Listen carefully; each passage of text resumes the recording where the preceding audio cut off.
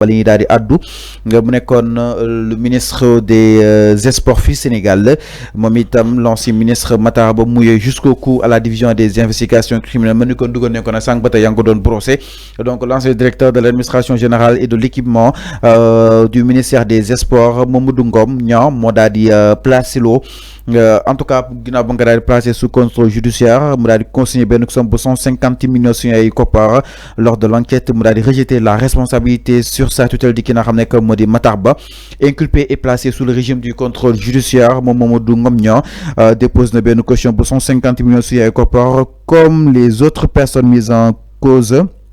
En tout cas ancien d'âge bi nag mi ngi daal di dugal que nekkoon patron di Matar Ba interrogé sur les décaissements en question Mamadou Ngom Niang mu daal déclaré que ni le ministre des sports ne disposait pas de compte de dépôt au trésor public maanaam ministère bu sport amul woon arfan compte boo xam ni itam lépp lu jaar da nga koy daal di xam foofu si daanu trésor public mu nekk lu doy waar loo xam ni itam souligné na ko moom devant les enquêteurs ba tey selon lui le ministère des Finances avait viré une somme de 400 millions sur le chapitre transfert courant destiné aux associations et groupements sportifs maanaam ministère wàllu finance viré woon na benn somme bu 400 millions daal di ko jagleel li nga xam nekk moo di association yi waaye dem groupement sportif yi mu daal di affirmer selon toujours li nga xam nekk moo di le journal repris par CNews que ni l'ancien ministre des sports Matar Ba dafa procéder woon à la réparation des fonds en concertation avec le comité national olympique sénégalais di SONOS ak aussi directeur des activités physiques et sportives Mamadou Fall.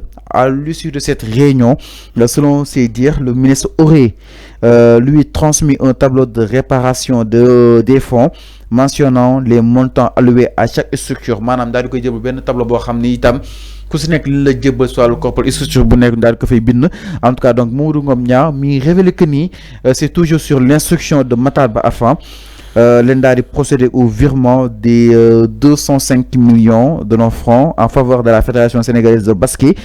Ces derniers faisant partie selon lui des structures dont les bons n'avaient pas été validés maanaam dont yi eggul concrètement en tout cas par ailleurs mu daal indiqué que ni le ministère des sports devait à cette fédération une somme de 140 millions suñu ay koppar le ministère bi wala jox li nga xam nekk moo di fédération bi c'est pourquoi selon toujours sa version Libération daa si ñëwaat après avoir encaissé les 205 millions le président bu fédération de basket mu daal di rétrocéder lu daal toll ci 50 millions par le biais de 2 chèques maanaam 2 chèques la ko daal defaral il a expliqué avoir ajouté ce montant aux 140 millions dus pour procéder au remboursement global des dettes envers la fédération de basket remboursement bu nu mel nag moo ko permettre pour ñu daal di fay en espèces le reste des groupements et associations dont les bons n'était pas validé enfant Mamadou Ngom Niang ba tey si déballage yi nii fu mu toll nii actuellement en service à l'administration fiscale de Guédiawaye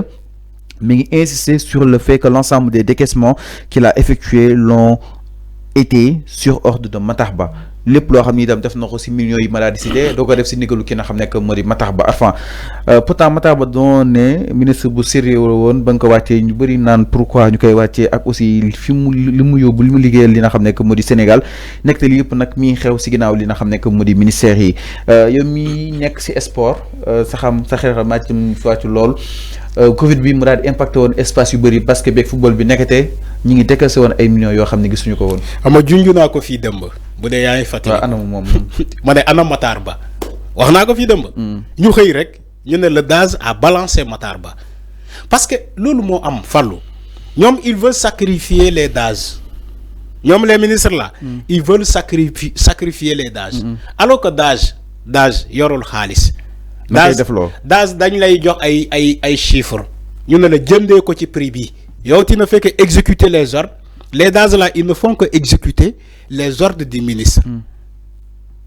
DAZ du inventer benn chiffre ministre bi moo koy jox tableau comme il a dit dans tous les DAZ dans tous les ministères c'est le ministre qui donne des tableaux mu ne DAZ bi demal nga jëndee ko ci prix yi ñu ci prix yi ñu la jox DAZ bi dem jëndee ko ci prix yu nga ko jox. loolu moo am si aujourd'hui on veut ñu bëgg a làkk Matar Ba de sacrifier le DAGE là, moi je suis pas d'accord. Je ne suis pas d'accord. Matar Ba, il doit rendre des comptes qui sa gestion au sein du ministère des Sports. Le mot am Sénégalais, ils ont tendance d'aller par l'eau, dit d'oxaler avec ay sentiments. Oui, Matar Ba, il est le plus beau ministre des Sports. Oui, Matar Ba Kouyarula. Oui, Matar Ba, il a fait des résultats en défi Coupe d'Afrique. D'accord. Donc au-delà des sentiments. Au-delà des sentiments, il faut creuser la gestion. Si la gestion, il peut être le beau ministre, le plus beau ministre, je ne sais pas. Mais il faut regarder comment le gars là, il a géré ce ministère-là. Le ministère des Sports. Bamboula mo fa am, li fa am comme ñaawtef dafa bëri. Ils ont annoncé l'inspection générale d'État au sein de ce ministère-là. Li que inspection de IGE dina dem ci ministère yo bobu def fa ay enquête def fa ay audit pour ñu xam ci ministère bobu, ministère des Sports bobu lan mo fa am. Parce qu'il y avait tellement de couacs. Après le mondial au Qatar, il y avait tellement de couacs. Sénégalais ñu ngi laaj ana xaalis bi bu ñu jëlee woon Qatar. Mais influenceurs yi yóbbuwoon nañ leen. ana influenceurs yi ñu yóbbuwoon Qatar. état di kan moo ko doon fay ñan ñoo yóbbuwoon influenceurs yooyu. mais loolu lu baax la Arfan. maanaam ñoom dañuy waa déglu ma rek. ah loolu nekk lu baax. Fallou déglu ma rek. ana dépenses yi ñu doon def ci le ministère des Sports ay dépenses yoo xamante ne amul njëriñ amul importance ñu ngi koy def foofu. Donc tout ça c'est des questions yoo xamante ne sénégalais dañ ko doon posé wu ana question yu bëri yooyu moo tax ma ne la Matar Ba il doit répondre devant la justice waxuma ni que Matar Ba dafa sàcc wala dafa def waxuma loolu. mais Dajam dugal na ko. mais Dajam dafa am lu mu wax ci moom. dugal na ko moom du moom marché. donc na Matar Ba ñu convoqué ko mu dem wuy ji leeral fa amaana Matar Ba bu demee dina mën a leeral que le Daj là. Foofu laa koy waxee mais je ne dis pas que Matar Ba dafa sàcc waxuma loolu de dama ne il mérite d'être convoqué parce que munoo wax ci le ministère des Sports ba pare ngay jël affaire bi yëpp accentuer ko ci DAGE bi en sachant que le DAGE n'est pas le ministre. Il faut convoquer le ministre boppam mu ñëw man foofu laa ko waxee pour l'équilibre de l'information ou bien l'équilibre judiciaire si on convoque un DAGE il faut convoquer le ministre de tutelle woo ko mu ñëw. S'il faut l'amener nga yóbbu ko ci haute cour de justice nga yóbbu ko ci haute cour de justice. mu jar ko. En tout cas ñun sénégalais bëgg nañu xam lu leer man loolu laa wax.